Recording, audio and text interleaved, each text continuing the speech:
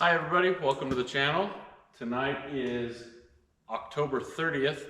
It's getting pretty cold outside, so I brought my sawmill inside. I know it's not ideal for loading and unloading the logs and the material, especially since I only have a 12-foot wide door and I can't get any equipment in here. But it's better than freezing outside and I can't really see what's going on because, again, it's October 30th and I am working on this stuff after work because I'm bored. So tonight, I have a pine log on here that is, I believe, it was around 13 and a half feet. Yeah, 13 foot 9. And around 24 inches on the big side.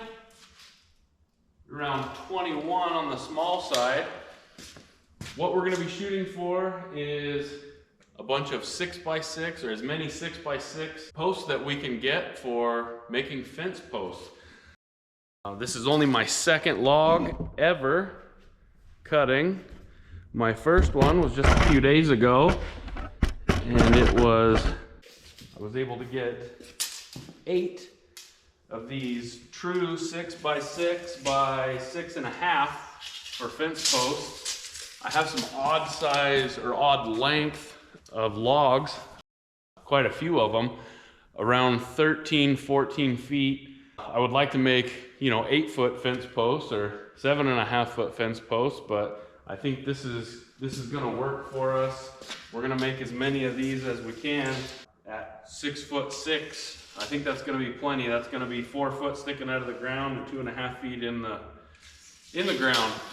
I don't think it's going to be that big of an issue because we're not stretching anything. We're just making rail fence, so there's not much stress on them.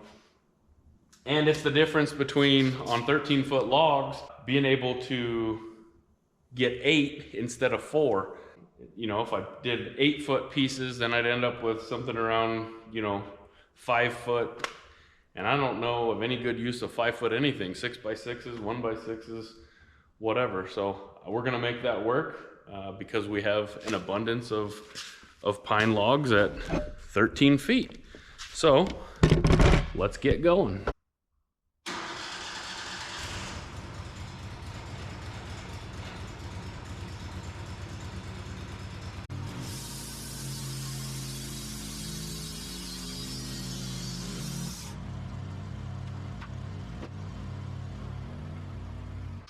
I gotta take this opportunity to show you guys something.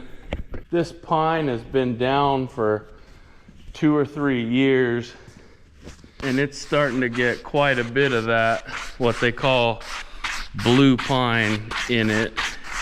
And from what I understand, the longer it's down, the more blue it gets. And God, that's pretty.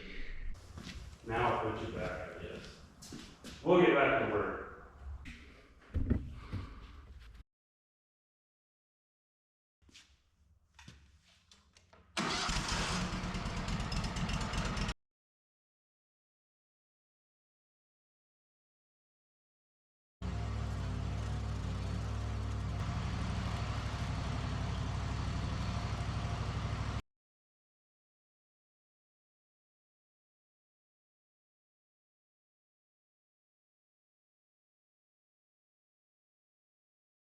I'm sorry if all you're looking for is production.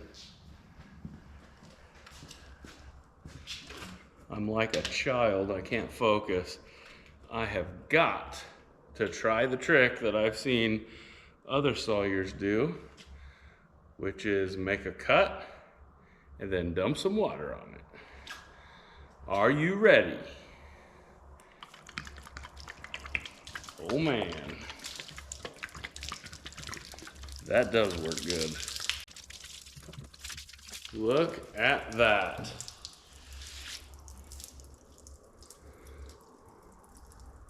Beautiful. Now let's see if we can do the least fun part about this whole process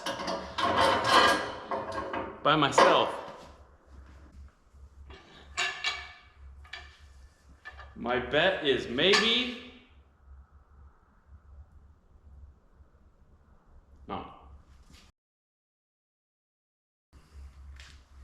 Not even a little bit.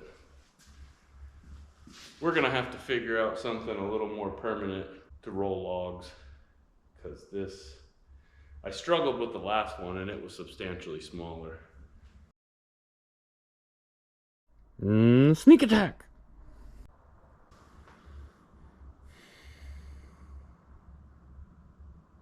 Well, it's a couple days later, and I've been stewing on how I'm going to get this log rolled. And I really want to avoid lifting up the jacks, stabilizing it, hooking it up to a pickup, hauling it out, using a machine to flop it around.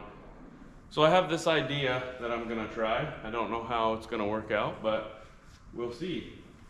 If the video keeps playing, it was probably a success.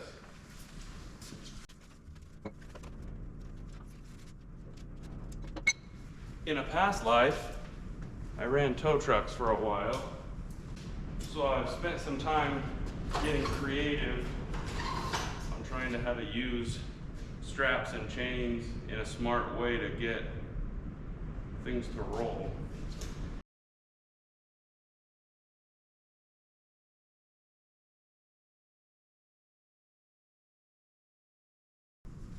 I see a flaw in my plan already. And that is, if I have this pulling up this direction, it's going to want to rotate the log that way. And I really want to rotate the log that way because there's wheels on the top of the stops over there.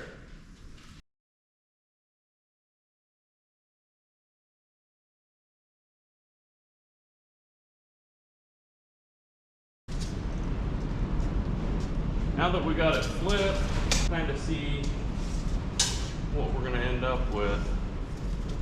We're trying for 6x6s. Here's 12, 18. We might get one out of there. So let's plan on taking this down to 18.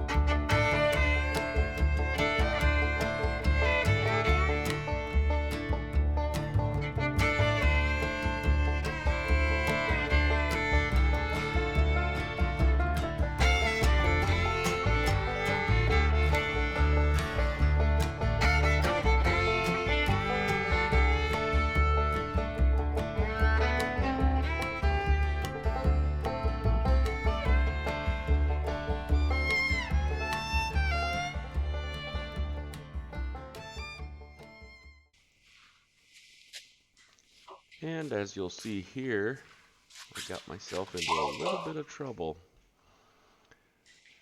I did the math on this log, and the interwebs say it's about 375 pounds. I don't know why I thought I was going to lift it by myself.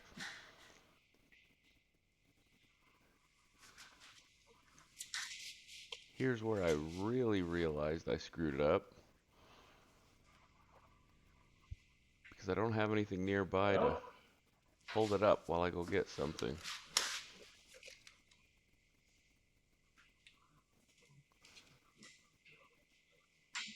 So I chose to balance it on a tape measure.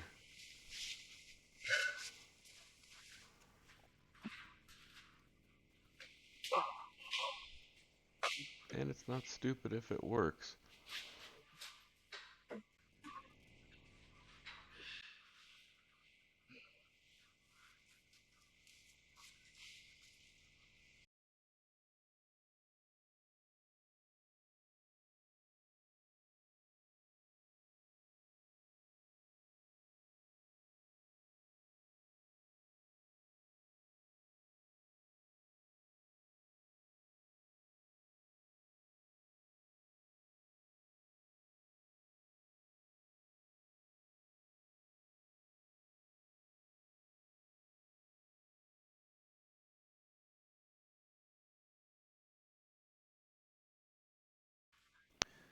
The last couple boards I have up on the mill need to come off in a certain way to make room for the last cuts that I need to make on that board on the far side. To avoid overhandling of heavy lumber, I found that it's best for me to cut them to length as I pull them down. This seems like a good stopping point for tonight and a great spot to break this into 2 videos. In the next video, I'll show you how I like to cut the 6x6s to length, and I'll finish milling the big chunks we have left. Stay tuned for part 2. Thanks for watching, folks. Don't forget to like the video, subscribe to my channel, and drop a comment below.